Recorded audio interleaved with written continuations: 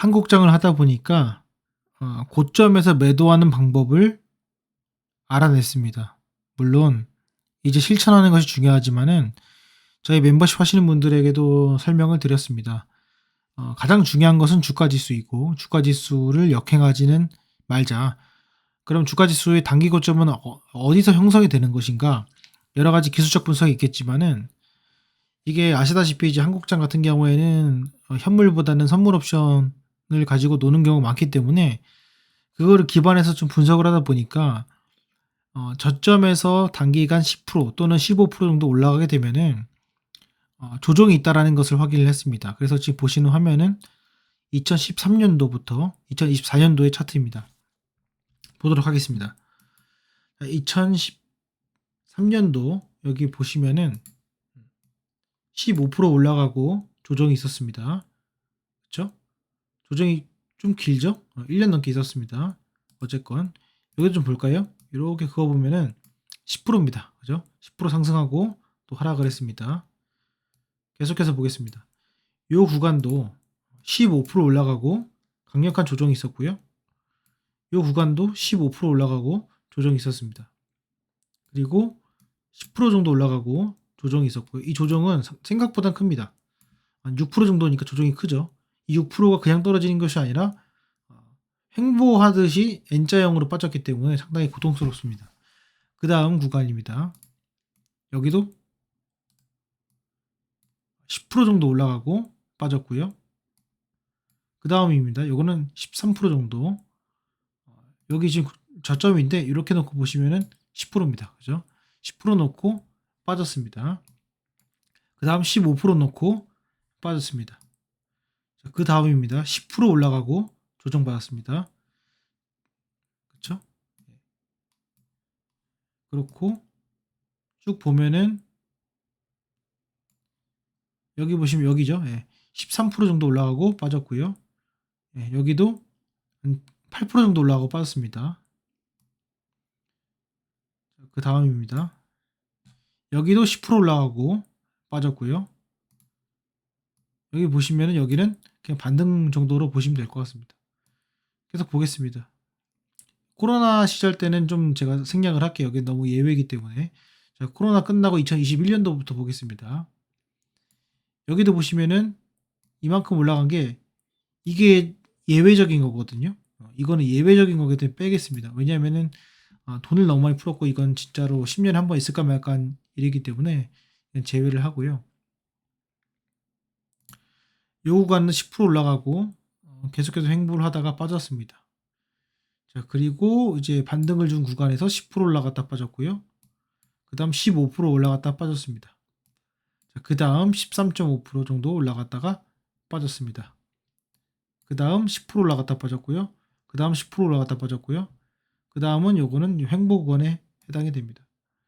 그리고 여기서부터 10%죠? 10% 올라갔다 빠졌고 이 전체적으로 봤을 때는 15% 정도 올라갔다 빠졌습니다.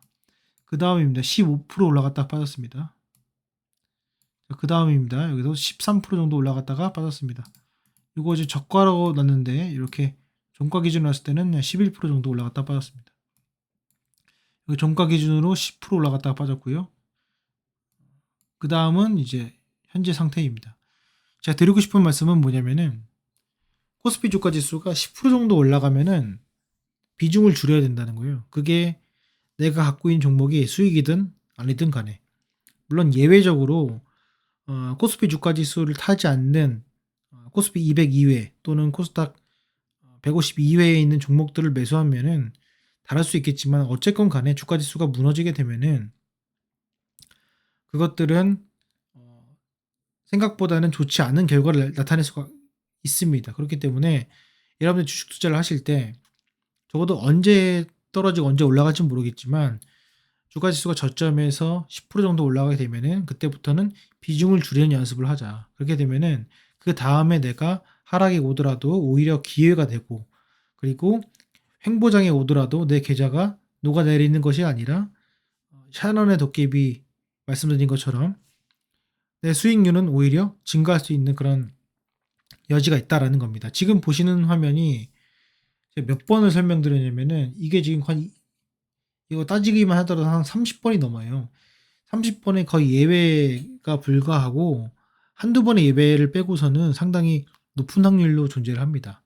그렇기 때문에 여러분들이 반드시 이 점을 명심하시고 내 계좌에 있는 종목만 보지 마시고 꼭 주가 지수를 보셔가지고 투자를 하시기 바라겠습니다. 제일 좋은 기술적 분석은 주가 지수가 쌀 때 매수하는 것이고 제일 안 좋은 것은 주가 지수 고점일 때 매수하는 것입니다.